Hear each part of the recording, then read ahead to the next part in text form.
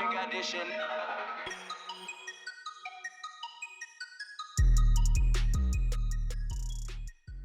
Olá, criptofãs, nós decidimos criar um conjunto de roupas, hoodies e t-shirts relacionados com o universo das criptomoedas como uma forma de vocês conseguirem apoiar o podcast Bitcoin Talks. É só irem ao site da editora Self e procurarem pela categoria de vestuário. Olá, António. Olá, Rui. Cá estamos para o segundo episódio. É verdade. E hoje nós temos aqui perguntas. Queres começar pelas perguntas? Queres começar por outra coisa? Sim, nós temos perguntas. Começa com a pergunta. Se calhar faço já a agenda do episódio. Vamos inovar, sim. dar aqui um profissionalismo à coisa. Um sumário. Então, vamos ter aqui a pergunta do ouvinte. Depois temos um passar rápido por notícias da semana.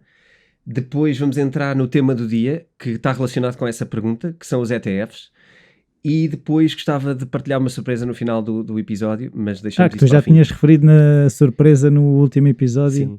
Sim, sim. Vamos saber o que é. Vamos saber no final. Ok. Portanto, mantenham-se atentos até ao fim. E vamos lá então dar a voz aqui a um ouvinte que nos mandou um simpático e-mail durante a semana. Ok, então, já agora aproveito já para lembrar as pessoas que queiram enviar e-mails, nós estamos disponíveis, como podem ver, a pessoa mandou o e-mail e vamos já responder a uma das perguntas. É assim, o Pedro, que é o nosso ouvinte, faz várias perguntas. Hoje decidimos que vamos responder a uma que está mais relacionada com o tema do dia, como tu estavas a dizer. Sim, sim, até porque as perguntas dele são um bocado mais profundas do que uma pergunta de ocasião e são perguntas que exigem explicações maiores. Diria que vão ocupar até se calhar uma boa parte do episódio, mas são perguntas com muito valor e portanto nós vamos até guardá-las para poder fazer mais à frente conforme falemos de temas que têm a ver com isso. Ok? E por isso daí a divisão. Ok, o Pedro, que já ouve o nosso podcast nos últimos 6 meses e que à espera de mais, pronto, e feliz do nosso regresso, não é? A questão que estava relacionada com o tema é de saber o que é que nós achamos da ideia de um ETF, se seria ideal sair um que trate com futuros com Bitcoin física ou se nos devemos manter com um ETF só com empresas que trabalham ou tenham um BTC nos seus registros. Valkyrie Bitcoin Strategies ETF, a meu ver, uma espécie de S&P 500 Bitcoin Holders ETF. Eu perdi-me no meio de tanta coisa, espero que tu consigas explicar. Sim, eu vou responder parcialmente à pergunta certo. E depois voltamos ao desenvolvimento do tema dos ETFs, ok? Em relação àquilo que está em causa nos ETFs até agora os ETFs, e atenção, fazer aqui uma separação, já existem ETFs de Bitcoin há uma data de tempo. Imagina que há uma pessoa que cai neste episódio, consegues rapidamente explicar o que é um ETF? Sim, isso faz parte do nosso caminho aqui de explicação. ETF são as siglas de Exchange Traded Fund, que basicamente é uma simplificação de um ativo. Imagina, as bolsas quando começaram por trocar bens básicos, certo. Ok? Consegues dar uma ideia do que é que será para ti um bem básico, por exemplo? O ouro, a prata, milho, sim, laranjas, batata, madeira, tudo isto são matérias-primas, portanto, matérias básicas que não estão industrializadas. O que é que acontece? Pela necessidade de lhes fixar um preço, foi necessário criar-lhes um mercado para terem um valor uniforme, que seja mais facilmente perceptível. E ao querer valorizar isso, criou-se o problema de, ok, tu valorizas há um mercado, portanto há um responsável que vai armazenar esse produto. Por exemplo, eu compro umas toneladas de laranjas, não é? Guardo as laranjas e vendo laranjas a um determinado preço. Aqui tu tens duas noções associadas. Uma, a da durabilidade desse bem e outra, da armazenagem do bem. Certo. Portanto, nem toda a gente que queira investir em laranjas tinha que armazenar laranjas em casa, não é? Isto era um negócio difícil. Ou seja, eu podia comprar ações ao senhor que armazenava laranjas, é isso? Sim, tu passaste a poder investir no mercado de laranjas. Por exemplo, olha, a laranja este ano vai subir muito porque há mais escassez de laranja, porque o ano foi mau na agricultura, há menos laranjas e, portanto, eu quero estar exposto a esse mercado da laranja e quero beneficiar desta minha visão, não é? Eu percepciono que no futuro, dentro de uns meses, a laranja vai ser escassa, o valor da laranja vai subir Então eu baseio-me no meu privilégio de informação ou de pensamento e invisto em laranjas para poder vendê-las agora a seguir quando houver uma escassez de laranja. Agora, estas pessoas tiveram, a dada altura, uma necessidade de, eu não quero armazenar laranjas, eu quero só investir nesta ideia, não é?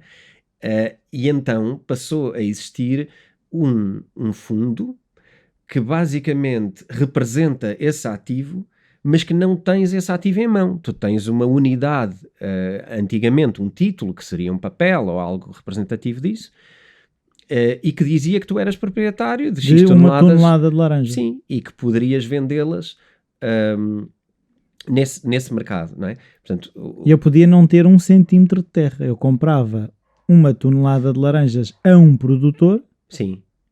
Não é? É aqui que entra, e aqui eu peço desculpa se isto está a baralhar um bocadinho, porque aqui entra a noção de ETF, pode ser diretamente a este ativo, ou pode ser um conjunto de ativos.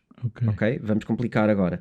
Eu ter participação na tonelada de laranjas em vez de ter tonelada... Não. Tu tens uma participação, vou dar um salto agora para o futuro, ok? Tu tens uma participação, por exemplo, num conjunto de ativos, que pode ser, por exemplo, laranjas, bananas, ou não sei o quê, ou, por exemplo, citrinos, nananã. Estás a ver? Ou, por exemplo, agricultura de uma zona geográfica. Ou, por exemplo, agora um salto ainda mais para a frente, um conjunto de ações das tecnológicas do Nasdaq, ok? Que é um conjunto selecionado. Ou todo o Nasdaq num índice, ok? Como se comprasses uma ação de tudo, ou aquilo distribuído pelo valor total que está incluído no Nasdaq. Isso acaba por ser uma defesa qualquer, porque se calhar não sobem todos ou não descem todos e eu estou mais protegido, é isso? O objetivo Sim, quando tu investes num índice através de um ETF, o que tu estás a dizer é, eu estar aqui a comprar meia ação da Tesla, meia ação da Microsoft, mais uma da Google, mais não sei o quê, esta mistura e este processo sai-te muito caro para comprar quantias tão pequenas. É extremamente disperso. Tu às tantas não sabes bem que quantidade é que queres escolher de cada uma, porque tens de perceber o que é que queres estar exposto, quanto a cada. E tens que andar a acompanhar individualmente. E tens que individualmente ir fazer essas compras todas no mercado. Isso tem comissões grandes, isso tem uma liquidez baixa, porque tu depois, quando queres vender, não vendes uma unidade de tudo o que tens, tens que escolher qual é que vais vender e quanto de cada. Ou seja, isto causa aqui alguma complexidade, quando na verdade o que tu queres estar exposto, se calhar, é a uma média de um índice, como por exemplo um índice muito popular que é o Plus 500, por exemplo, ou o S&P 500, desculpa. O S&P 500 são as 500 empresas com maiores cotações, e este conjunto de 500 empresas constantemente é atualizado, entram umas, saem outras, e tu dizes, por exemplo, eu quero estar exposto a isto, porque este índice tem-se comportado muito bem nos últimos anos. Isso é quase tipo como temos cá o PSI 20, coisas desse ano? Sim. Por exemplo, estás exposto ao PSI 20, sim. E aí estás exposto ao mercado todo nacional, da Bolsa de Lisboa, por exemplo. O que é que... O ETF Bitcoin, o que é que encaixa então? Pronto, primeiro aqui, o ETF, esta é a explicação do ETF. O ETF normalmente representa um índice, mas na verdade permite ter liquidez, permite ter esta facilidade de compras e vendas e introduz aqui um personagem no meio, que é um market maker, que é uma pessoa que vai comprar, tu pedes aquele conjunto, não é? De ações, imagina, essa pessoa vai comprar as ações ao mercado spot, portanto ao mercado normal, e vem-te vendê-las ao investidor, mas o investidor não quer saber a dificuldade ou a não dificuldade, a liquidez ou a não liquidez, ele quer ter aquilo. Take my money. Sim, take my money, eu quero este produto final, este índice. E a pessoa tem que ir fazer o índice e entregar-te o índice. É como se fosse uma pequena fábrica de assemblement, de montagem. Pronto, portanto o ETF é um instrumento financeiro, ok? Que também tem algumas vantagens em termos, não só a liquidez de poderes comprar e vender com facilidade, mas também tens uma vantagem de regulamentações estão ao abrigo do controlo normal do mercado tradicional, portanto é um mercado à partida que tu confias e é regulado.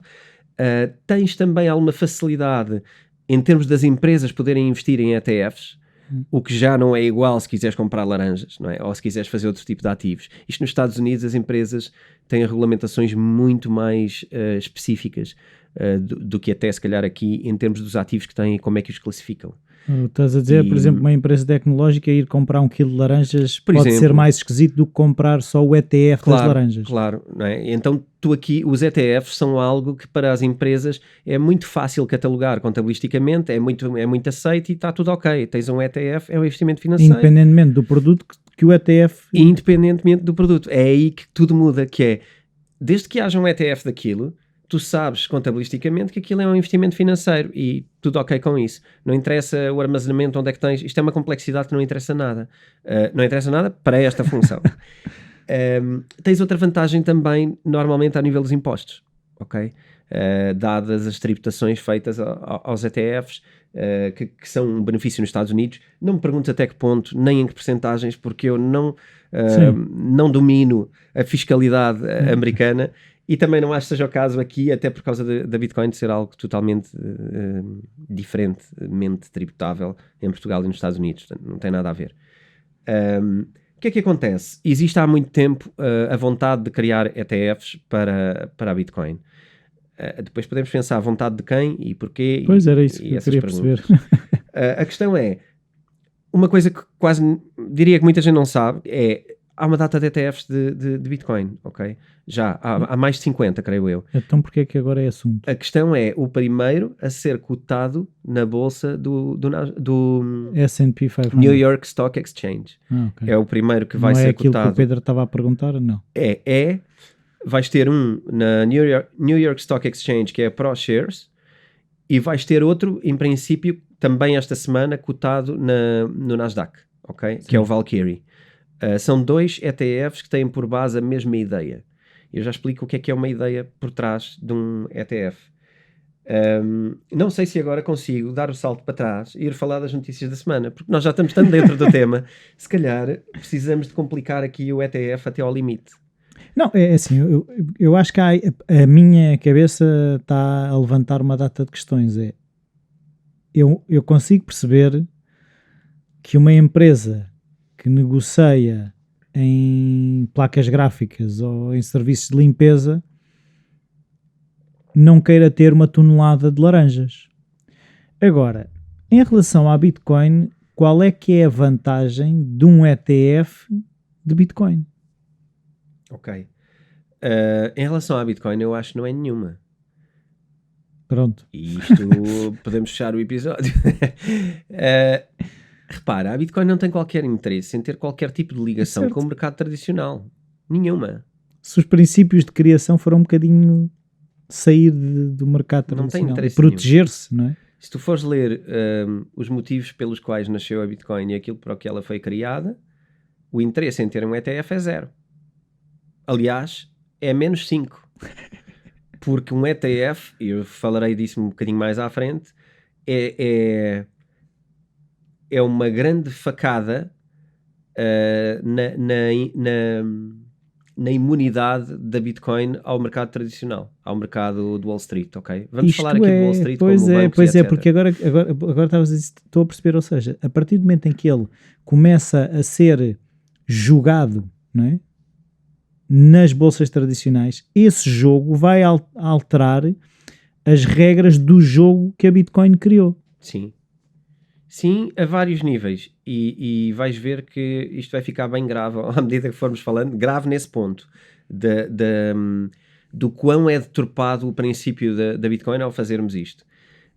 Mas isso parece quase propositado, viste? Agora, se existir uma teoria da conspiração... Sim. Epá. Eu acho que nem é uma questão de teoria da conspiração, eu acho que é de cara. É óbvio que é esse o objetivo. Uma tentativa de controle. De regulamentação, sim. Mas repara, a regulamentação e o controlo é bem argumentado do lado do SEC, portanto da entidade americana que tem a responsabilidade de regular isto e que regula estas cotações e que aprova os ETFs ou não, e que aliás tem recusado todos. É uma CMVM americana? É mais ou menos uma CMVM americana, é não governamental, é uma entidade que tem a responsabilidade sobre os mercados de câmbio, portanto, exchange, pronto, nós chamamos câmbio, mas isto não é exatamente câmbio, porque implica mais coisas, mas eles regulam aquilo que é aprovado em termos de ETFs ou não. Na verdade, eles são Securities and Exchange Commission. Portanto, não só de exchange, mas também de securities. E securities é o que isto é. Este ETF é uma security. A Bitcoin é aquilo que eles não conseguem catalogar e que por isso é que também não conseguem regulamentar. Até hoje o SEC nunca regulamentou a Bitcoin para nada, porque não consegue catalogá-la como uma security, nem como uma ação, mas também não consegue como uma moeda e também não consegue como um sistema operativo ou como um pedaço de software. Portanto, na verdade, a Bitcoin é difícil de catalogar e continua sem estar catalogada e, como eu digo no livro, não está catalogada e não precisa. Porque para o que visa fazer, não precisa de ajuda para aquilo que está a fazer. O que é que acontece? Eu digo isto porque, de alguma maneira, há aqui uma argumentação de proteção do investidor que me parece muito curta. Porque eu e nós aqui no podcast defendemos sempre a ideia de que informar, não é? O caminho é informar, habilitar pessoas, qualificar pessoas e não limitar pessoas porque achamos que elas não têm capacidade para. É informar ou seja, perceber que elas têm a capacidade, se estiverem informadas, de tomar melhores decisões, não é? Sim, porque repara, tu já tens também outros fundos que permitem investir em Bitcoin sem ser um ETF. Tens a Grayscale, por exemplo, que é muito famosa pelas declarações do Michael Saylor, que é uma pessoa que aparece muito e que fala muito e é muito apaixonada por Bitcoin. O Grayscale já permite às pessoas investirem em Bitcoin. Agora, a questão é... essas pessoas têm que ser qualified investors e, portanto, têm que ser pessoas que... Carteira de investidor, sim, tem que tirar a carta. Tu tens que ter um grau de investidor, tens que ter um conhecimento suficiente do mercado e tens que demonstrá-lo para que possas investir nesse tipo de ativos, desses fundos. E claro que o Grayscale também quer criar um ETF, um bocadinho diferente destes 2 ETFs que foram aprovados. Eu já explico porque é que eu vou já dizer de caras, eu torço muito o nariz a estes 2 ETFs. Se ETF não era bom, eu já falo porque é que estes 2 ETFs me parecem péssimos, ok? Mas mesmo péssimos, e acho que é um muito mau caminho que vamos ver. A Bitcoin tem surpreendido, porque também já há futuros de Bitcoin há algum tempo no CME, que é outra cotação, já existem futuros e também eu também torci o nariz a esses futuros porque eles fazem parte de uma mesma ideia. Que é tu trocares Bitcoin sem teres Bitcoin. E isto é um bocadinho normal, é um bocadinho aquilo que nos habituaram, mas é um bocadinho o inverso do que a Bitcoin representa e quer fazer. Certo, e tu se fores pensar que muito do que aconteceu na crise de 2008 teve a ver com andares a vender dívida, que depois... É um bocado o mesmo caminho de criar coisas. É isso, é criar do nada, não é? É criar valor onde... No entanto, é giro ver que, contra aquilo que eu estou a dizer, já existem alguns ETFs que não estão cotados nessas grandes bolsas e, portanto, estão um bocadinho mais afastados do grande público, já circulam 14 mil milhões de dólares. Já é dinheiro. Portanto, eu até posso achar menos bem, menos correto, menos interessante, menos visionário e posso achar que nós, homens, estamos a estragar o que nós, homens, fizemos.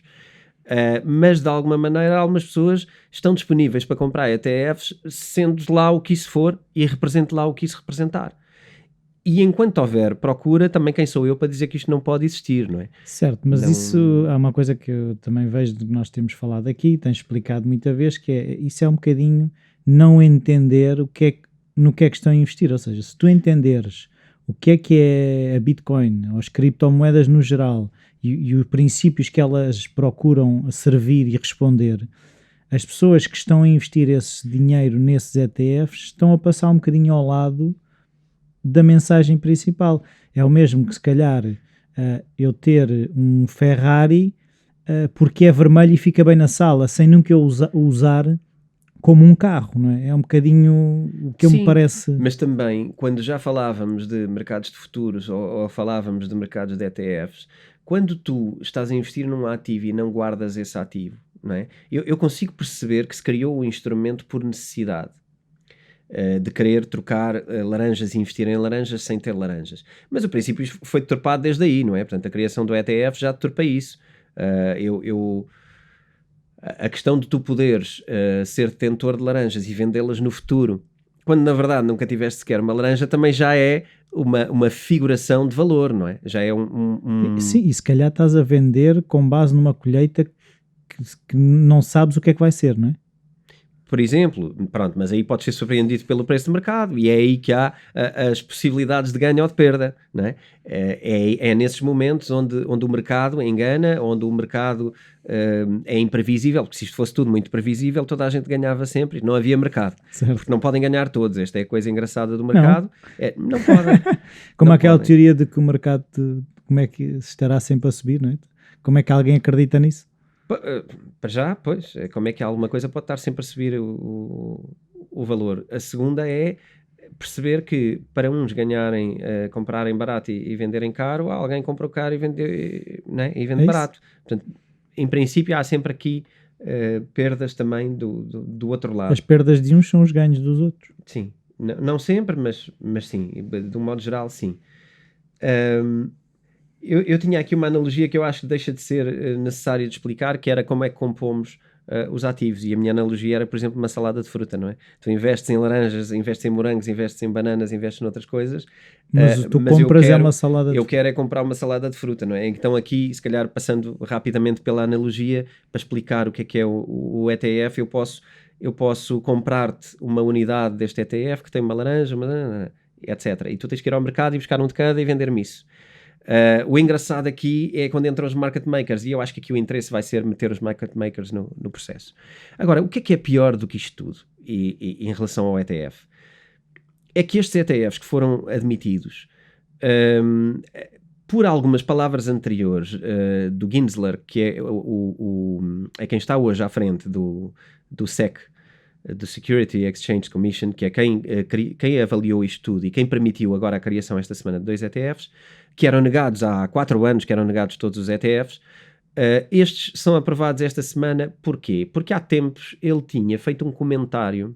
Atenção que isto é uma pessoa que, ao contrário dos anteriores, que costumam ser advogados, costumam ser pessoal da área de direito, este é um académico que vem da área do ensino académico, da área de investigação em blockchain, e portanto já vem é muito mais favorável face à blockchain. E aliás, este mundo cripto do lado de investimento, não mundo cripto do lado, diria, consumidor final, de consumidor final ou de reserva de valor, ou que percebe que isto é um sistema monetário diferente. Toda a gente quer ganhar dinheiro com Bitcoin ou investe em Bitcoin, está muito interessada no ETF, porque a partir do ETF vai abrir a base de clientes para uma quantidade infinitamente maior de pessoas, infinitamente maior de empresas, que em vez de terem que comprar uma coisa difícil com private keys, exchanges e aquela curva de aprendizagem, não é? Que é basicamente ler o livro, portanto tem uma curva, não é? O livro Bitcoin foi feito para ajudar essa curva, não é fácil a entrada em Bitcoin sem ler um bom documento, não é? Que seja o livro, por exemplo, que fizemos, ou que seja o curso também que preparámos. Fazer isso sem fazer esse caminho é arriscado, dá-se mais erros. Portanto, eu percebo que uma instituição, uma empresa, vai ter dificuldade em fazer esse caminho e vai ter muitas zonas cinzentas de confiança e etc. Poder fazer isso com o ETF que está cotado em bolsa é clicar em comprar, não é? É fazer um telefonema, é mandar um e-mail. Já está. E, portanto, a curva de aprendizagem deixa de existir. Sim. No entanto, introduziu aqui um middleman no processo e vai comprar uma coisa que tem pouco a ver com a realidade. Mas o lado atrativo é claramente o lado do valor. Nós vamos provavelmente ver uma entrada violentamente maior de compradores, não é? Certo, mas há uma coisa que eu estava a ouvir e estava aqui a pensar, que é: eu sou daquelas pessoas, e eu acredito que haja muitas como eu, que começaram a investir nas criptomoedas. Até ao momento em que,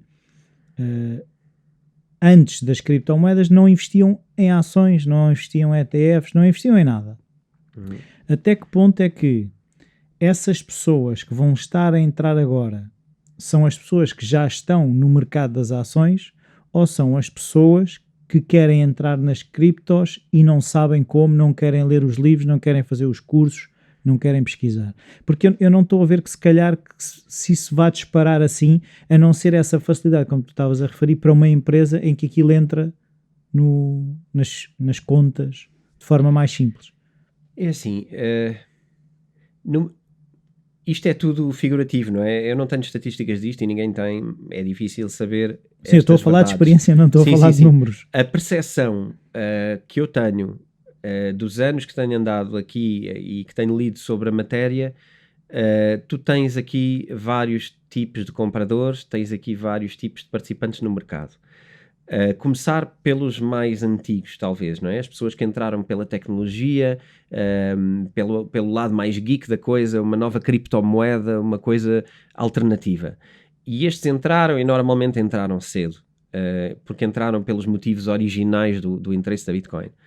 Tens depois os que entraram a ouvir dizer que há aí uma coisa que está a dar dinheiro, deixa-me lá ler mais e tal, saber mais, ou o amigo ensina, e entraram.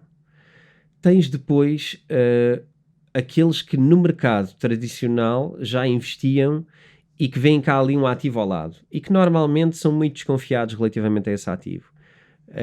As pessoas que fazem trading, vamos dizer assim, ou que vivem mais ativamente nos investimentos, gostam muito de confiar nos bancos, porque os bancos na verdade são o circuito que eles conhecem e portanto para eles investimento está ligado àquilo e então a segurança que os bancos dão, com esta regulamentação toda e com toda esta forma, dá-lhes uma previsão mais segura do jogo, sentem-se mais seguros. Haver uma coisa ao lado que de repente se diz que compete e que ganha e que é melhor e que dá mais rentabilidade é um bocado irritante. Num ecossistema que eles já conhecem melhor. Sim, e não deixa de ser irritante porque tens um fulano a ganhar 5.000% em Bitcoin e eles estão a tentar ganhar ali 3, 15, 20, se forem bons, podem 15, 20, podem fazer essa maluqueira de conseguir anualmente 15%, mas depois tem ao lado um fulano que ganhou 5.000% em 2 meses e isto é um bocado irritante. É tão irritante que a maioria deles o que fazem é começar a perceber e eu tenho que perceber disto, porque de facto, se é para ganhar com volatilidade, está ali um instrumento muito melhor para ter volatilidade, não é? Se eu já tenho um perfil de risco, claro, é igual. Claro, aí é bom perceber que o risco é completamente diferente, que a volatilidade é completamente diferente, portanto tem uma curva de aprendizagem também para essas pessoas. Não é tão fácil como para quem entrou mais cedo e quem percebe verdadeiramente a Bitcoin pelos seus motivos, que interpreta e está nela de uma forma diferente. Okay? Quem entra pela volatilidade tem mais dores porque procura nela características diferentes. Okay. E normalmente são dolorosas, que são estas volatilidades e esta imprevisibilidade, porque o mercado tradicional funciona melhor com as notícias e com os acontecimentos mundiais do que a Bitcoin, que funciona com coisas completamente imprevisíveis. Tweets do Elon Musk. Por exemplo, até isso, não é? Até isso funciona e, portanto, é difícil encaixar isso. Mas tens um tipo de investidor, e esta é a grande questão, tens um tipo de investidor que começou a entrar no último ano e tal, que é o investidor, quer dizer, poderá estar para trás, como é óbvio, como investidor, mas oficialmente tu começaste a ver notícias de grandes empresas publicamente a dizerem que compraram criptomoedas no último ano e tal, ano e meio, por aí, principalmente nos últimos 8 meses. E isto é uma grande mudança. Repara que a grande mudança não é só a popularidade que elas trazem, é também a quantidade de dinheiro que elas injetam de uma vez, não é? Sim. Não vão buscar o porquinho mielheiro para comprar as primeiras criptos. A Tesla experimentou no início deste ano fazer uma compra e está a sentir o que é que sente em relação à Bitcoin, está a pensar o que é que sente em relação à Bitcoin e comprou 1,5 mil milhões. Portanto, isto quando estas empresas entram, partindo do princípio que a Bitcoin tem, que é a escassez, quando entram, isto só pode ir para um lado, não é? Que aumentas a procura. Se ficarem, que é uma procura tão forte, que mesmo que haja uma pressão de venda de quem comprou a 5 e a 10 mil venda, a velocidade de subida tende a ser muito alta. Daí os nossos comentários em junho ou julho, que eu só via motivos bullish para isto estar a subir e estava a descer. E foi giro fechar assim a 4ª temporada e agora abrir ao contrário a 5ª, com aquilo que tínhamos previsto em junho, estar a acontecer agora. Mas lá está, estás a ver, não é linear, não acontece no momento que tu esperas que aconteça, acontece depois por outros momentos. E esta subida que está a acontecer agora está muito associada a esta questão da SEC e dos ETFs, porque a direito, e aqui é preciso ver, a maioria das pessoas não vai à profundidade perceber se o ETF é bom ou mau. Pensa só, é seguro. Não, sabes que isto é tudo muito... manda-se uma boca e o outro repete e repete e repete, e de repente aquilo é uma verdade e ninguém sabe porquê. Sim. E de repente é verdade que os ETFs são a melhor coisa para a Bitcoin e que isto, quando for ETFs, é que ela sobe de valor. Quando, na verdade, em termos de valor intrínseco, provavelmente desce. Vai perder valor, não é? Mas vamos cair neste engodo e vamos dizer que vai subir, e está a subir, e é por causa dos ETFs, não há aqui grande dúvida. Vamos ver o que é que acontece agora com a aprovação deles, se há um desânimo ou se isto continua a escalar, porque de repente há uma pressão. Agora, a pedrada que eu era para mandar há pouco e não mandei, tem a ver com uma coisa mais engraçada, que é as laranjas. O ETF das laranjas é baseado em alguém que comprou as laranjas. Mas o ETF de Bitcoin, que vai ser lançado pela ProShares, que se vai chamar BITO, é o primeiro. BITO. Esse é baseado em futuros sobre a Bitcoin. Uou, isso é um novelo. Isto é um novelo. Isto é um completo novelo. E agora, porquê? Agora, a questão é, quem é que vai comprar isso? Eu acho que a grande maioria. Pois, o que assusta um bocadinho, não é? Porque isso vai validar esse tipo de abordagem. Porque se tu estás a lançar uma coisa que para nós, tu percebes do assunto, eu sou um curioso, não é? Parece-me que não é grande coisa. Se de repente o mercado valida aquilo que não é grande coisa como, não, isto é muito bom porque estão a ver, isto ainda agora foi lançado e já está não sei aonde. A conversa é exatamente a do... Não, isto agora é a sério. Agora é regulamentado. Isto é baseado em futuros porque os futuros são regulamentados. Ninguém se pergunta então para que é que estão todos a investir sobre uma coisa que não é regulamentada? Sim, no fundo estão. Então, eles querem investir numa coisa não regulamentada. O que é que fazem? Criam uma regulamentação para investir numa coisa não regulamentada. Criam um ativo não conectado a essa coisa, mas que se comporta como essa coisa. Mas pois eu agora de repente disseste conectado, mas como é que está conectado? Não está. Ah, ok. O ETF não está conectado a Bitcoin real. Ninguém, em vez de haver aqueles ETFs que foram propostos há anos atrás, foram todos partindo do pressuposto que tu, empresa que quer vender o ETF, tens que comprar Bitcoin, deter Bitcoin de uma maneira segura, provar a posse dessa Bitcoin e depois sim providenciar um ETF. Mas isso foi tudo recusado. Porque tu tens é que ter futuros de Bitcoin que não são Bitcoin, ok? Que são só o atrativo financeiro. Quanto mais pantanoso, melhor.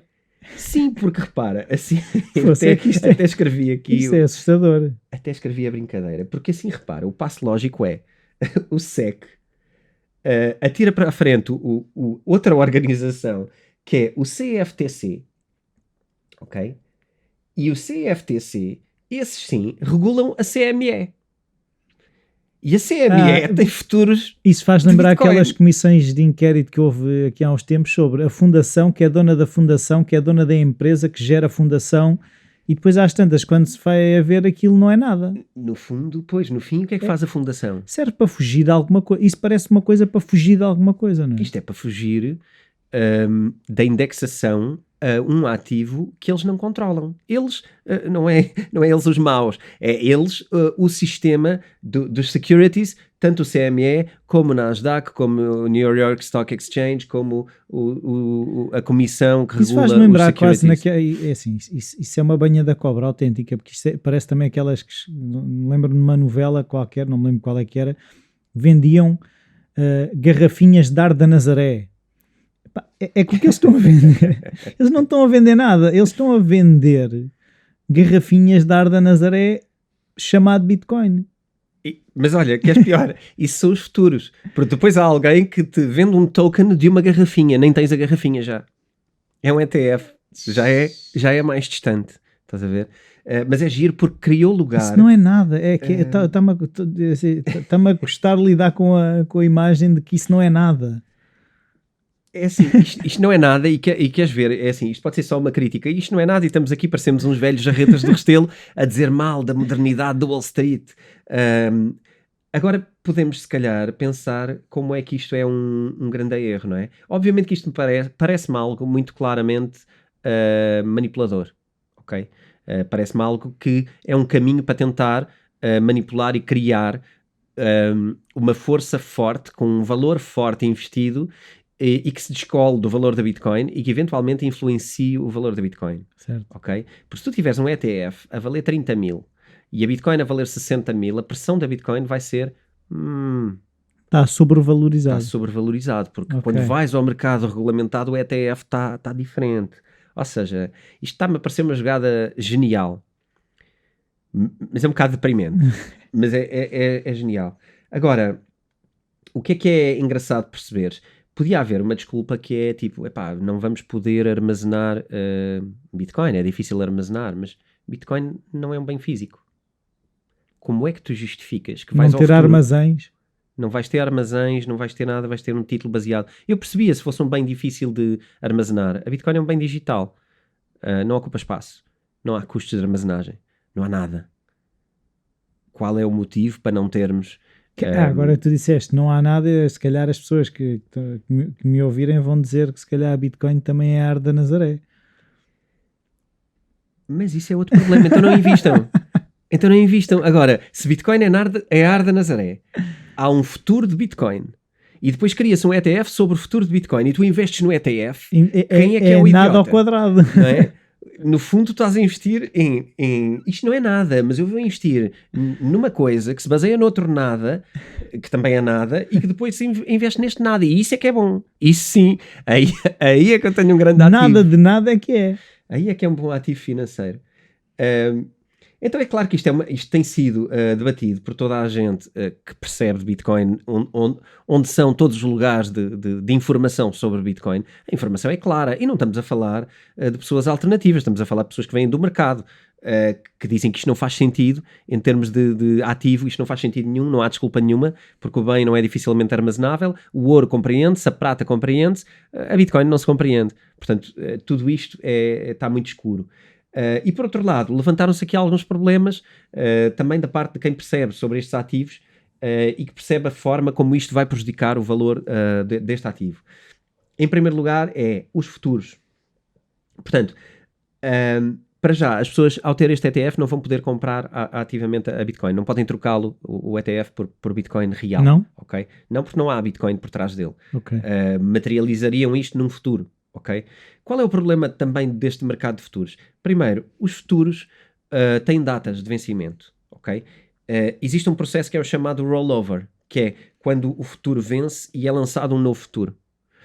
Este processo, para tu continuares com esse ativo registado, este processo é caro, porque basicamente vence um ativo e há aqui uma transação que vai ter que ser imputada de certeza ao custo do ETF. Portanto, o ETF vai ter isso incorporado no preço. Uma desvalorização.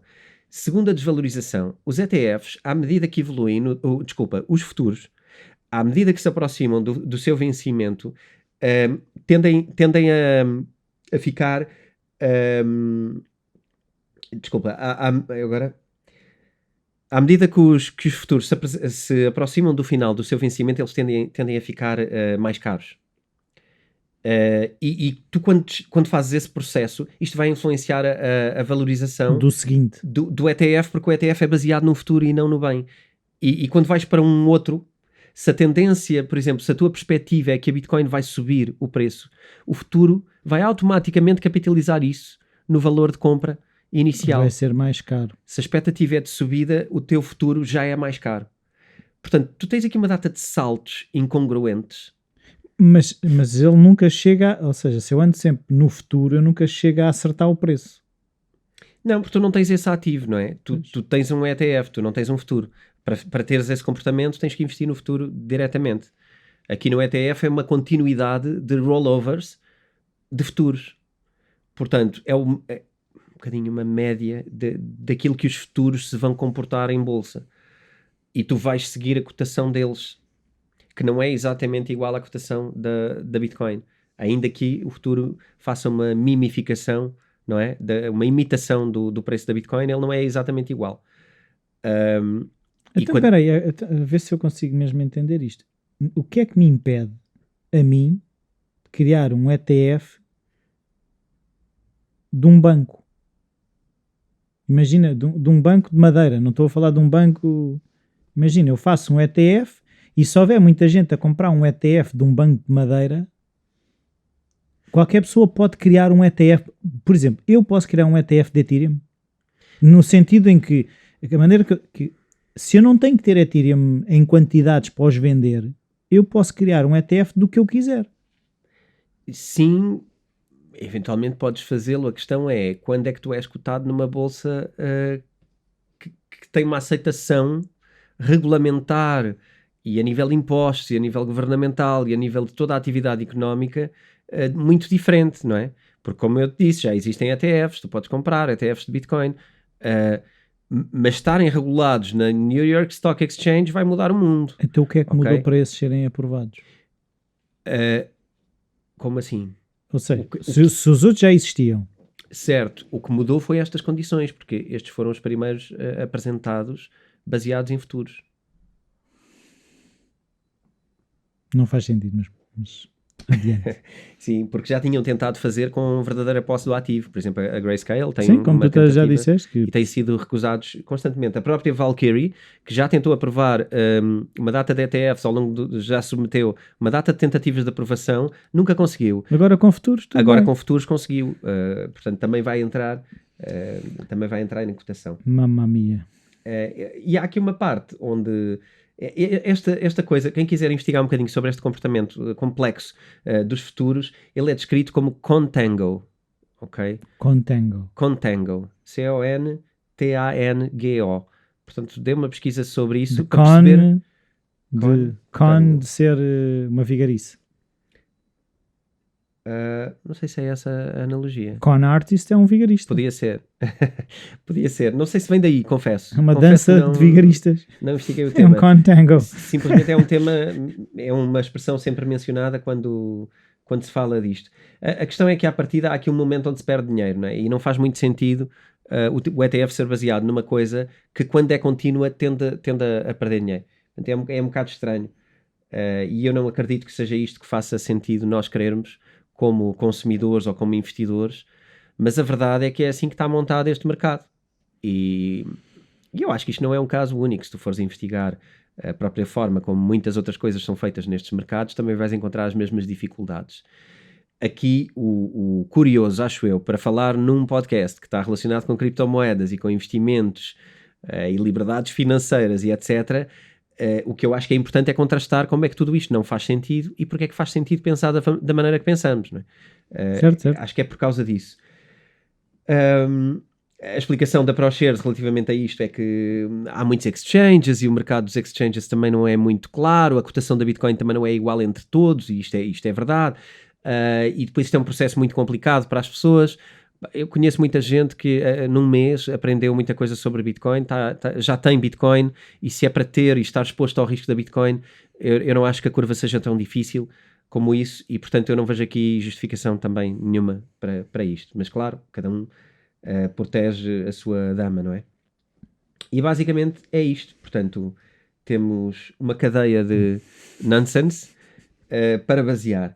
Agora... Notícias. Se calhar antes das notícias, o que é a pergunta de toda a gente? Está bem, António, estás aqui há uma data de tempo a falar sobre isto, mas o preço vai subir ou vai descer? O valor da Bitcoin vai subir ou vai descer?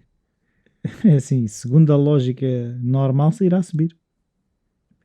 Segundo a lógica normal, tenderá a subir, não é? Aqui, antes de falar de subir ou descer, há uma coisa que eu acho que é importante e que me parece que poderá acontecer, que é uma redução da volatilidade. Porque tu vais estar a apostar com volumes grandes de dinheiro, de entrada de capital, num ativo que é de certa maneira regulamentador. Ele é uma média de coisas. E isso vai tender a estabilizar o preço. E se isto contar para o preço da Bitcoin, vamos ver o que é que vai acontecer, mas se isto influenciar o preço da verdadeira Bitcoin, vai tender a estabilizá-lo, porque vai ser uma mão na consciência, vamos dizer assim, mais um número para tu olhares, e porque vives no FOMO, não é? Que é como vive muita gente, vives no FOMO e olhas para aquele número, e aquele número vai ser uma referência para algumas coisas. E, portanto, eu diria que tende a reduzir a volatilidade. Por outro lado, vai permitir a entrada dos investidores institucionais a direito, porque é só mais uma ação, não é? Como se fosse mais uma ação, instrumento financeiro facílimo de trocar e comprar e vender. E é esta coisa da descomplicação, de não teres que criar contas em exchanges, etc. Pá, que imagina, tu numa empresa isto é muito complicado, não é? Pois, e segundo essa lógica, agora estava a pensar tu estás a dizer que se são as grandes empresas ou empresas a entrar, andarão menos na dança de venda e compra, compra e vende, não é? À partida, como tu próprio dizias também, a própria Tesla, quando investiu, deixou as coisas, não é investir hoje, olhar para aquilo, à venda amanhã, não é? Não é os pequenos traders todos a comportarem-se da mesma maneira, é muito mais empresas com estratégias de prazos diferentes. Por defeito, a estratégia de uma empresa é mais longa do que uma estratégia pessoal. Nem que seja os quarters, né? Os trimestres. Sim, e tu não investes nestes ativos sem uma visão de longo prazo, porque acho que é essa a visão de toda a gente que investe em Bitcoin, não é? É porque acha que no futuro vai valer muito mais do que vale hoje. Ainda que possa andar a fazer pequenos trades se calhar por emoção mais do que por outra coisa, a verdade é que a mente tem que estar no longo prazo, porque senão não tem ali nada. E as empresas por defeito são mais capazes de segurar coisas em longo prazo, não é? Não são tão voláteis a... E agora questiono aqui uma coisa, que é, imagina que a maior parte do dinheiro é investido no ETF e não na Bitcoin. Que o volume do ETF o volume de ETFs ultrapassa o volume de Bitcoin. O que é que isso irá fazer à Bitcoin?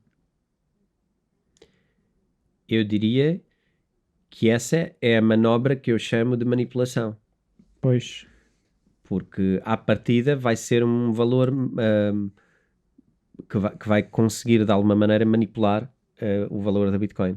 E é por isso que há muito tempo, há anos que eu digo que um ETF não só não tem interesse, como é mau para a Bitcoin e para os objetivos da Bitcoin e para as pessoas que têm Bitcoin, não é vantajoso. No curto prazo vai haver um entusiasmo porque os valores vão subir rápido, acho eu. No médio e longo prazo, eu acho que é mau para quem ainda tem Bitcoin. Acho que é uma má notícia. Então a arma é vender. Não. Para dar cabo do negócio aos senhores. Não dás cabo porque aquilo não é baseado em Bitcoin. Pois é verdade. Não. Acho que vamos ver uma experiência muito gira, porque isto nunca aconteceu no passado, não é? Nunca aconteceu haver uma coisa como a Bitcoin e agora haver esta tentativa de absorção pelo mercado. Houve, obviamente, isto foi feito no ouro, isto foi feito numa data de ativos, mas não foi feito com nenhum ativo cuja agenda fosse rivalizar com o poder destes ativos. E, portanto, vamos ver no fim, ou vamos ver no médio prazo, o que é que começa a acontecer. Mas eu acho que não é muito interessante.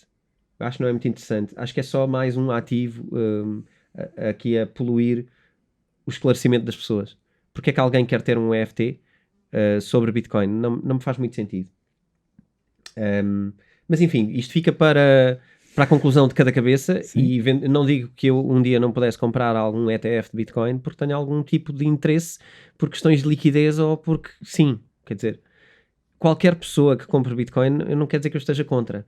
Quero só dizer, a forma como isto está montado é muito pouco baseado em valor intrínseco, ok? E eu acho que isso traz algum perigo e, portanto, acho que é isso que devemos alertar. Este episódio é patrocinado pela editora Self, onde podem encontrar livros sobre como investir, day trading e o livro do António, Bitcoin. Os ouvintes do Bitcoin Talks têm um desconto extra de 15% em todo o site. Basta irem a www.vidaself.com e usar o código Bitcoin Talks. Repito, basta irem a vidaself.com e usar o código Bitcoin Talks. Então vamos às notícias da semana. E então? Para além desta, não é? Esta sim. Vamos às notícias. A Coinbase vai ter uma nova plataforma de negociação, mas neste momento vai ser de NTFs. Desculpa, de NFTs. Agora estou com o ETF na cabeça e sai-me um NTF. Vai ter uma plataforma de negociação de NFTs. Ok? Mas é como hoje em dia já o Coinbase Pro, passa a haver o Coinbase NFT, é isso? Exatamente. E acho que é mesmo esse o nome. Portanto, nada de estranho aqui, nada de anormal, simplesmente a Coinbase a aproveitar para a sua base de clientes, não é? Já tem uma base de clientes enorme, já tem um nome enorme neste mercado de criptomoedas e está a aproveitar uma das outras valências das criptomoedas, que são os NFTs. Portanto, já tivemos um episódio sobre isto. Pois, mas isso se calhar também é uma forma de regulamentar, não digo regulamentar em termos oficiais, a questão dos NFTs, que nós também comentámos no último episódio, penso eu, a questão de que às tantas é NFTs que não valem nada, mas que valem muito, e até que ponto é que a entrada do Coinbase não trará alguma legitimidade maior à questão dos NFTs? Eu acho que vais poder continuar sempre a criar NFTs com valor ou sem valor, mas quantos mais grandes players entrarem em mercados destes, serão mais críticos, é isso que eu estou a dizer. Sim. Será mais fácil destrinçar o que é fajuto e o que é honesto. Sim, quer dizer, eu diria que tu podes na mesma vender o NFT que te der na cabeça. Agora, é uma questão de maturidade, não é? Se calhar é isso que tu estás a ver no big picture. À medida que tu tens grandes players nisto, grandes obras, grandes coisas com valor, vão ter um tipo de protagonismo. Coisas totalmente inócuas e que não têm grande interesse vão começar a ficar mais para trás, não é? Como acontece com tudo o que é arte também. Claro. É igual ao mercado da arte. Para quem não tenha presente o conceito de NFT, veja nos episódios para trás, não é? Sim. Nós temos um episódio que eu não me recordo qual é Também a season, mas acho que é na 4. Acho que é na e que 4. falamos de NFTs. Pronto. Vejam esse episódio, depois se tiverem dúvidas, contactem. Outra notícia, e aqui muito interessante, eu ainda não investiguei isto a fundo, eu acho que isto pode dar eventualmente pano para mangas.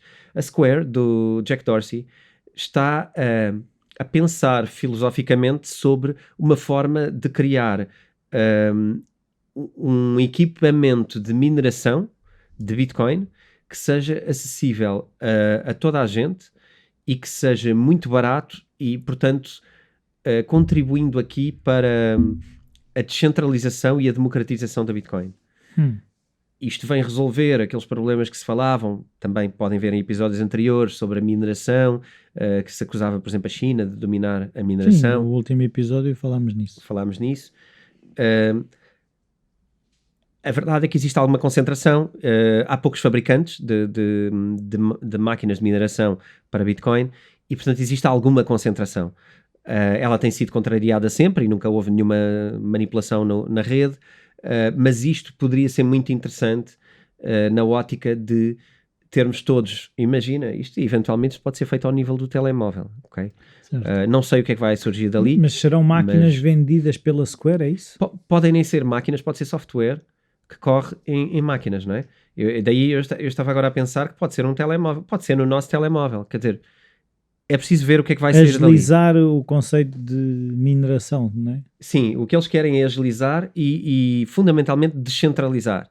E isto é muito interessante e faz-me levar muito a sério a ideia que o Jack Dorsey partilhou nas últimas palestras que eu vi dele, de que se pudesse dedicar a vida dele agora a uma coisa só, seria... Lembras-te de falarmos disso? Acho que apareceu até num episódio. Sim, porque acho que houve uma palestra que tu assististe, não foi isso? Sim, acho que foi por partir daí que nós fizemos o episódio. E que ele dizia que se pudesse escolher agora, se calhar dedicava a vida dele ao desenvolvimento de blockchain e criptomoedas. E Bitcoin, especificamente Bitcoin.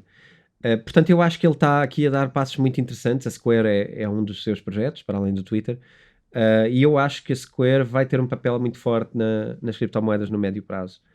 Isto é uma boa notícia, porque se vai trazer descentralização, se vai trazer democratização e mineração descentralizada da Bitcoin, isto parece-me interessante. Não, e é engraçado, eu agora estava a pensar no ele estar ligado ao Twitter, e o Twitter é daquelas coisas que foi a última Coca-Cola do deserto quando surgiu, né? Toda a gente Twitter.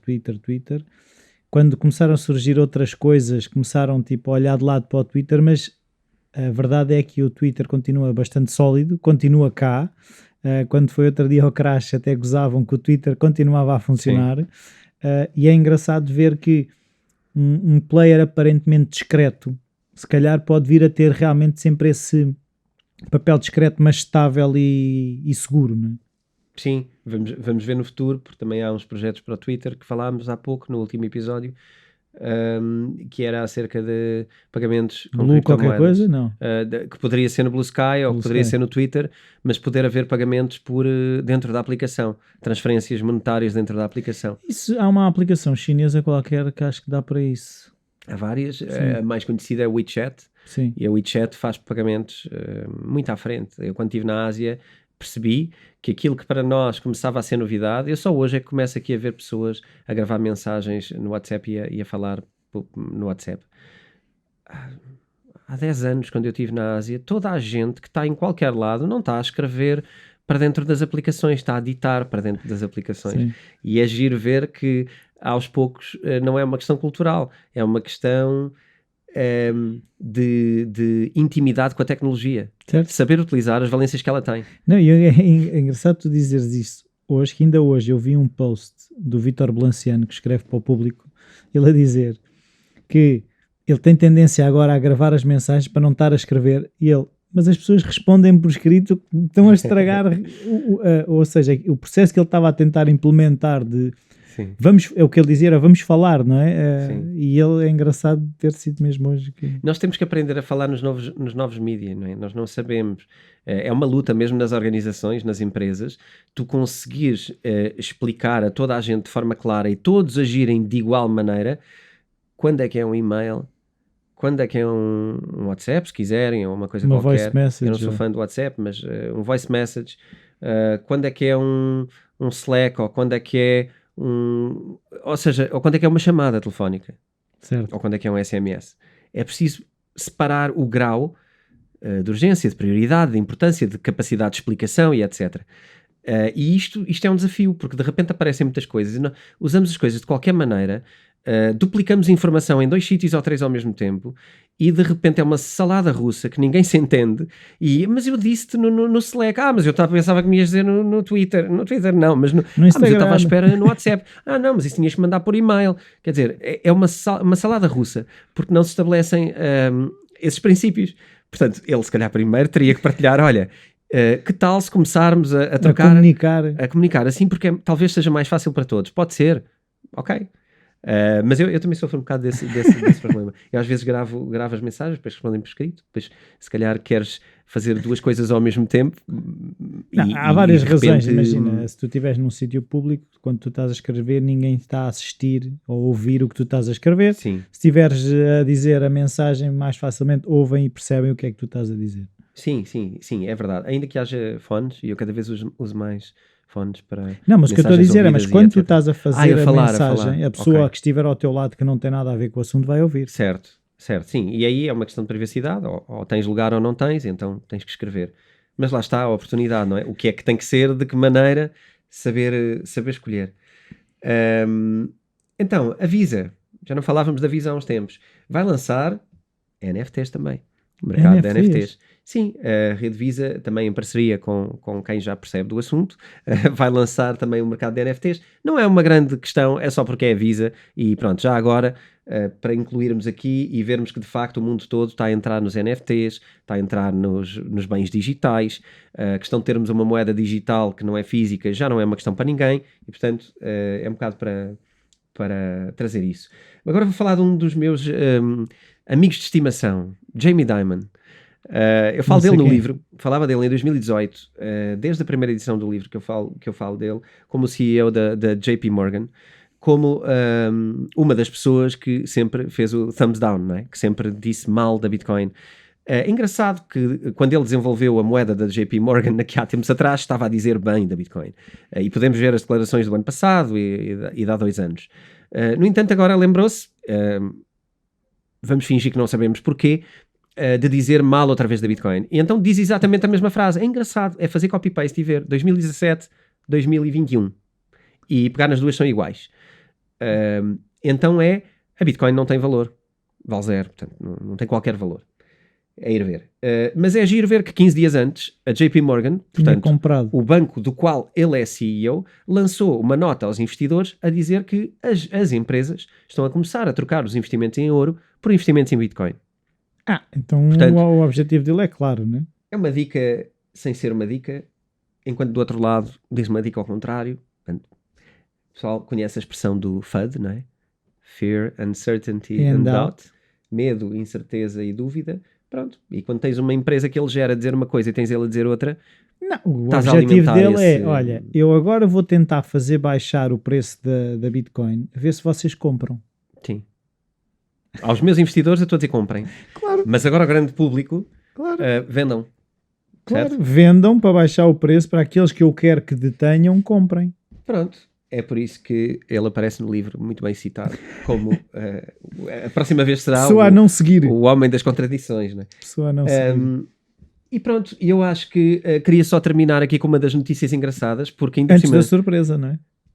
Antes da surpresa, isto hoje vai longo.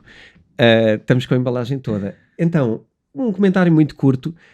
Falámos de mineração, falámos de concentração, falámos da China, falámos do problema que existiu na mineração concentrada na China. Então, notícia da semana, os Estados Unidos já são o lugar número 1 de mineração no mundo. Claro. Pronto. E temos aqui um resumo daquilo que se está a passar. Quem nos acompanha há mais tempo vai perceber melhor estas piadas e estas dicas. Quem não acompanha, leia para trás, ouça para trás. Sim, porque aqui a mensagem é de voz. Aqui a mensagem é de voz, e é de vídeo também, não? Somos muito modernos. E já agora, convidar as pessoas também a duas coisas. Uma, enviarem-nos perguntas e comentários para bitcointalks@editoraself.pt. Isso. Outra, vejam no YouTube também, nós estamos aqui a rir, estamos convosco aqui a rir, estamos aqui todos vestidos a rigor, aqui com a Bitcoin Talks. Eu não estou vestido a rigor. Bullshit Walks, posso assinar por baixo Jamie Dimon. Enfim, façam-nos também comentários no YouTube, que nós também vamos lá e respondemos. Façam o thumbs up e sigam-nos lá nessa plataforma para estarem aqui connosco. A surpresa é algo que nós planeámos. Para ti não é surpresa. Nós planeámos que nesta quinta temporada, até porque sentimos que o nosso público também ia neste sentido, e eu acho que isto até foi uma dica tua, ou pelo menos surgiu numa conversa nossa. Sim, inquietação minha. Sim, queres explicar um bocadinho o que é que vamos fazer agora que eu já desvendei para ti o que é? Não, isto surgiu em conversas em off que íamos tendo sobre a questão da literacia financeira, e eu já referi aqui no podcast que foi através do contacto com as criptomoedas que eu comecei a perceber o que era o dinheiro e a iliteracia financeira que eu tinha, que ainda tenho, e que falei contigo que seria interessante começarmos a fazer a ponte entre criptomoedas, investimentos e literacia financeira, o que é que isto tudo significa e o que é que na prática significa para, acima de tudo, aquilo que eu vejo é saúde financeira. Aquilo que nós estamos a falar de literacia financeira, o objetivo é que haja saúde financeira, porque até eu já tive a fazer alguns trabalhos noutras áreas que tiveram a ver com o envelhecimento, e uma das coisas que era importante e que nós não damos, se calhar, essa importância, e se calhar aí também foi um wake-up call, que a saúde financeira ajuda-nos também na saúde física, ou porque o dinheiro não compra saúde, mas em caso de haver algum tipo de dificuldades, quem tem boa saúde financeira minimiza o impacto que a saúde física possa ter. E foi daí que criámos um documento onde começámos a disparar temas que achámos que fariam sentido de, a pouco e pouco, irmos explicando nos episódios que se relacionam, como eu estava a dizer, com saúde financeira, seja criptomoedas ou outro tipo de investimentos. Gosto muito da expressão, e acho que devíamos adotar isso como expressão desta rubrica. Saiu agora. Então, nós vamos passar a ter, sempre que possível, e portanto nos próximos episódios, uma rubrica no final que será esta parte da saúde financeira. Temos se calhar criar um jingle. Saúde financeira, tá, com António Vilaça Pacheco. Já arranjaste trabalho para ti. Vamos criar esse jingle. Okay. Então, sobre a saúde financeira, isto também é importante a perspectiva, só completando um bocadinho, se calhar não acrescenta muito valor, mas completando um bocadinho que, na verdade, perceber as criptomoedas, investir em criptomoedas, é muito importante a maneira como o fazemos, e para o fazer bem, é muito importante estes conceitos que nós vamos começar a partilhar aqui, que têm a ver com a forma como investimos e as decisões que tomamos. Agora, vamos começar hoje por uma coisa bem princípio, porque é pelo princípio que se começa. E o princípio é: conhece os teus números. Ok? Eu hoje gostava de falar, este pedacinho que nos resta, sobre a ideia de que se nós não conhecermos os nossos números, nunca vamos estar confiantes o suficiente para fazer click buy quando é para comprar, fazer click vender quando é para vender, fazer o que quer que seja. Nós não vamos conseguir interpretar os nossos sentimentos, nós não vamos saber estipular os nossos objetivos. Aliás, nós nem vamos conseguir ter objetivos, porque na verdade não temos nada quantificado, sabemos só que queríamos ter mais dinheiro, mas isso toda a gente quer. Agora, claro. Queremos ter mais, todos querem. Quanto? Como? Em quê? Com que risco? Ok? Estes conceitos são alguns dos que vamos partilhar aqui ao longo do tempo. Hoje o que eu gostava de partilhar é o primeiro exercício que temos que fazer em casa, com um Excel, e que temos que começar a construir, que se chama o nosso património. E o que é o nosso património? O nosso património não é mais do que uma coluna com uma descrição e outra coluna com um valor. E a nossa responsabilidade ao preencher este documento é todos os ativos que temos na nossa vida, valorizá-los numa folha de Excel. Ok? Isso também se faz um bocadinho quando tu fazes um seguro da casa e do recheio, fazes um bocadinho esse exercício. Por exemplo. Pode-se aproveitar.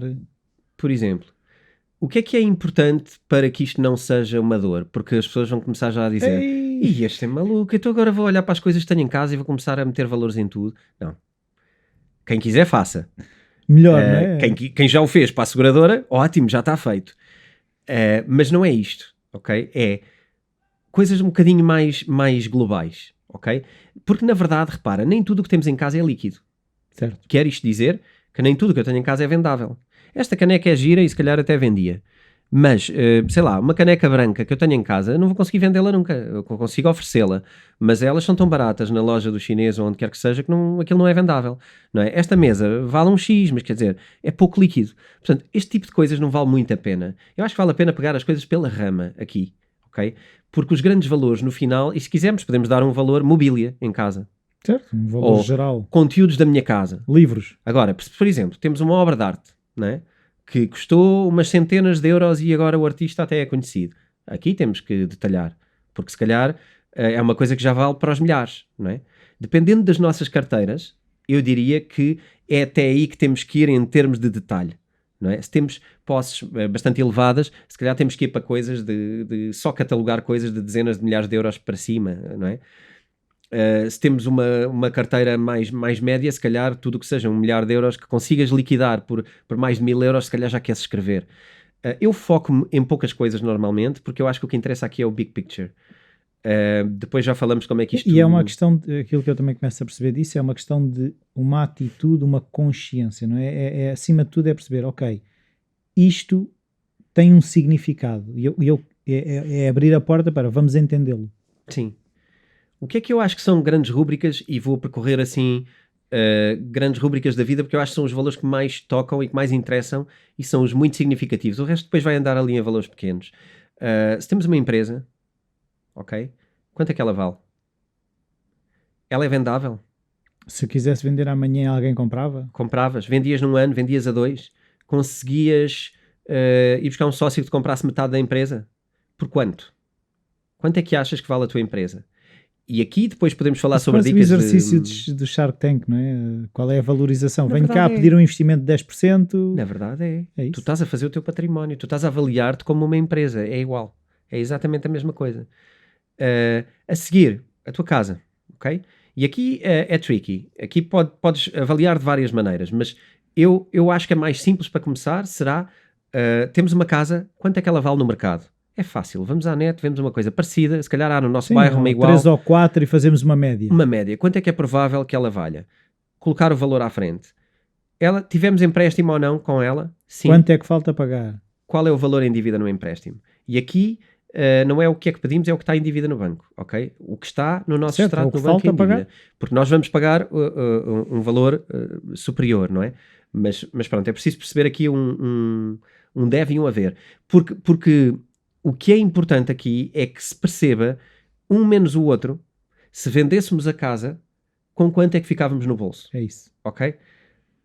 Até um bocadinho... Se calhar não é a questão dos juros todos do banco. A questão é, se vendemos a casa hoje e liquidamos o empréstimo ao banco, não é? Quanto é que ficamos na mão? isto é o que interessa. Este valor que sobra é o nosso património, ok? Faz parte do nosso património. Temos viaturas. Quanto é que valem hoje? Não é o que pagámos por elas, não é o que estamos a pagar no leasing, não é o que estamos a pagar onde quer que seja. É o mesmo exercício que fizemos com a casa. É a mesma coisa com a casa. Se vendermos hoje, quanto é que nos dão no site da internet, cujo nome eu não quero fazer publicidade, mas quanto é que nos dão nesses sites? Um carro igual, ok? Subtraindo da dívida, porque depois teríamos que a liquidar. Pegar nos nossos depósitos a prazo, depósitos à ordem, PPRs, tudo, tentar detalhar um bocadinho. PPRs, porque eles têm liquidez diferente, okay. E têm risco diferente. Isto mais à frente vai ser útil, ok? Não misturem tudo o que são ativos financeiros. Okay. Depósitos à ordem é uma coisa, depósitos a prazo é outra coisa, PPRs é outra coisa. Se tivermos ações, um sítio com ações, se quiserem detalhar cada ação, podem detalhar cada ação, no mais à frente pode ser útil. Se tiverem criptomoedas, quanto é que temos em criptomoedas? E depois, se tivermos empréstimos de alguém, empréstimos ao consumo, alguma coisa, vai ter que entrar ali numa conta com a Sim, parte do cartões de crédito possam ter dívida ou coisas assim.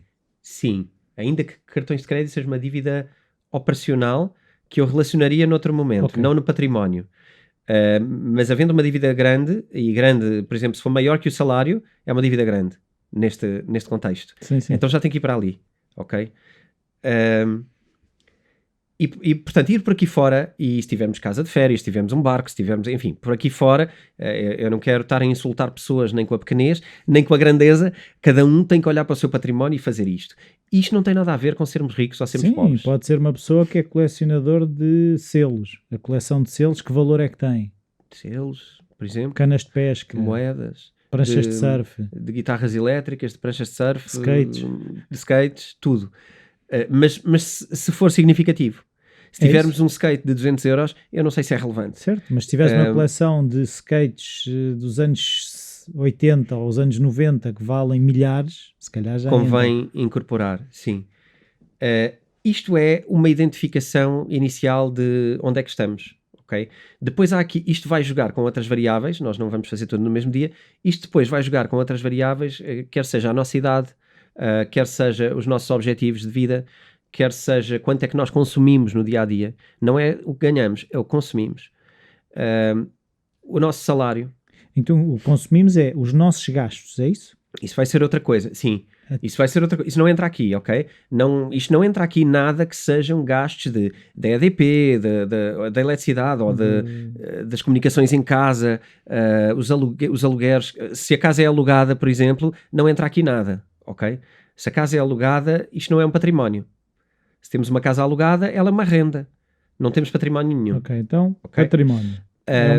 O que eu me vou comprometer a fazer, e vou prepará-lo para ajudar, é disponibilizar um Excel que dê umas luzes.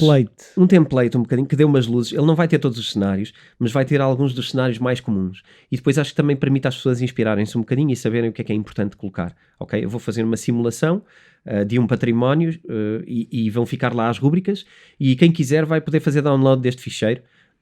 Eu vou disponibilizá-lo. Tenho que pensar a melhor forma de o fazer. Rui, ajuda-me aqui. Temos que ver isso. Como é que podemos disponibilizar este ficheiro? É assim, poderá ser através no site da School of Self, por exemplo, onde está o teu curso. Pode ser uma das hipóteses. No site do podcast, não sei se será possível. Não, vamos fazer isso então. No site do theschoolofself.pt, que é o site onde está alojado o meu curso também de criptomoedas, e para o qual já agora nós temos um código de desconto. Vamos repetir o código. Para esta quinta já só faltam 3 semanas para caducar este código. Temporada 5. Temporada 5 é o algarismo, não é por extenso. Exatamente. E está disponível lá o curso, e quem inscrever este código tem um desconto significativo no valor do curso. Nós vamos disponibilizar gratuitamente o ficheiro sozinho, numa folha à parte, de património, e que quem quiser vai lá e faz download deste Excel. Quem quiser constrói o seu próprio Excel. Ali vai ter só um exemplo para ajudar quem não esteja tão habituado à ferramenta. Eu acho que pronto, é uma ajuda. Sim, às vezes pode ser só uma ideia de uma pequena estruturação. Tu até podes perceber de Excel, mas o facto de veres ali uma estrutura pode ajudar. Sim, e é simples. Vamos mantê-lo simples, com 2 colunas, e catalogar lá os nossos investimentos, ok? Este é o conselho da semana. Não... O nosso património, para ajudar a decidir depois os nossos investimentos e a forma de investir. Portanto, esta é a tarefa da semana. É fazerem o património, colocarem lá os números, descobrirem os números da vossa vida e saberem quanto é que valem hoje. Porque é assim que nós passamos a saber o que valemos como património. E a partir daí é que vamos construir o resto. Para a semana a semana. Semana a semana. Para a semana a mais. Então está tudo, não é? Acho que está tudo. Ok, muito obrigado. Eu acho que já tive aqui, entretanto, ideia para Dr. Bitcoin Talks. Se estamos a falar de saúde financeira, a rubrica pode se chamar precisamente Dr. Bitcoin Talks. Então, até para a semana. Adeus, até para a semana.